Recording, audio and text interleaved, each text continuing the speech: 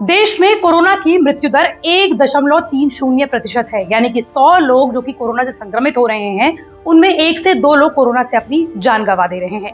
लेकिन कोरोना के बाद जो नई आफत देश के लिए आई है, जिसे कि हम म्यूकोरमाइकोसिस या फिर ब्लैक फंगस के नाम से जानते हैं, उसकी मृत्यु दर 50% है। यानी कि 100 लोग जो ब्लैक फंगस से संक्रमित हो रहे हैं उनमें 50 की मौत हो रही है और कुछ लोगों की जान बचाने के लिए उनकी आंख तक निकालनी पड़ रही है। देश में अब तक ब्लैक फंगस के 9000 से ज्यादा मामले सामने आ चुके हैं। लेकिन क्या कोरोना जिनको अभी तक नहीं हुआ है वो लोग भी ब्लैक फंगस का शिकार हो सकते हैं, या फिर कोरोना के समय जो दवाओं का मिश्रण मरीज ले रहे हैं वो ब्लैक फंगस को न्योता दे रहा है? ये सब बताएंगे आपको इसी वीडियो में। नमस्कार, मैं हूं आपके साथ श्रेया बहुगुणा और आप देख रहे हैं न्यूज तक। कोरोना वायरस की दूसरी लहर के असर के बीच देश में ब्लैक फंगस का संकट जारी है। देश के अलग अलग राज्यों में इसके कई मामले सामने आ रहे हैं जो सरकार की चिंताओं को और बढ़ा रहे हैं। और इस बीच आपके जहन में एक सवाल जरूर होगा कि क्या वो लोग जिनको आज तक कोरोना नहीं हुआ है, क्या वो लोग भी ब्लैक फंगस का शिकार हो सकते हैं? तो इसका जवाब सबसे पहले जान लीजिए। दरअसल समाचार एजेंसी से बात करते हुए एम्स के डायरेक्टर रणदीप गुलेरिया कहते हैं कि कोरोना शरीर में इम्यूनिटी को कम करता है, जिससे फंगल इन्फेक्शन के मामले बढ़ते हैं। इसके ऊपर अगर किसी ने स्टेरॉइड ज्यादा लिए हैं और वो डायबिटिक भी है तो उसको ब्लैक फंगस का खतरा ज्यादा रहता है। ऐसे में जिनको कोरोना के हल्के लक्षण है या फिर कोई लक्षण नहीं है, यानी कि वो असिम्प्टोमेटिक है, उन्हें सलाह दी जाती है कि वो स्टेरॉइड का सेवन ना करें। इसके अलावा विशेषज्ञ ये भी कहते हैं कि ब्लैक फंगस का हमला बच्चों या बूढ़े लोगों में ज्यादा होता है। निमोनिया जैसी दूसरी बीमारी का खतरा बढ़ा देती है।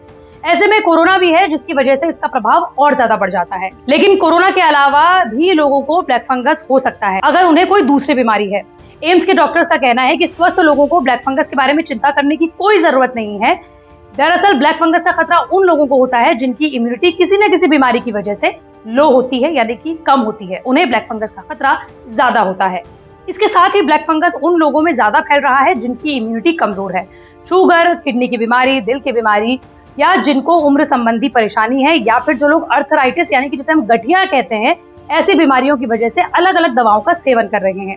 अगर ऐसे मरीजों को स्टेरॉइड दी जाती है तो उनकी इम्यूनिटी खुद ब खुद कम हो जाती है और जिससे फंगस को प्रभावी होने का मौका मिल जाएगा। ऐसे में डॉक्टर्स की उचित देखरेख में समुचित तरीके से स्टेरॉइड का इस्तेमाल किया जाना चाहिए। स्टेरॉइड गंभीर रूप से बीमार कोरोना मरीजों के लिए एक जीवन रक्षक उपचार माना जा रहा है, लेकिन इसके कुछ दुष्परिणाम भी है।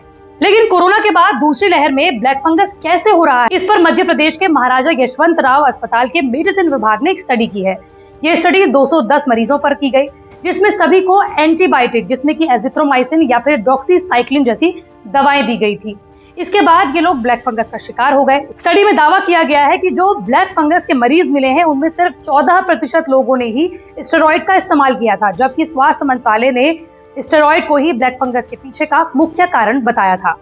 भारत में इस वक्त ब्लैक फंगस के 9000 से ज्यादा केसेस सामने आ चुके हैं। करीब 1 दर्जन राज्यों ने, यानी कि तकरीबन 12 से ज्यादा राज्यों ने कोरोना को महामारी यानी कि एपिडेमिक घोषित कर दिया है।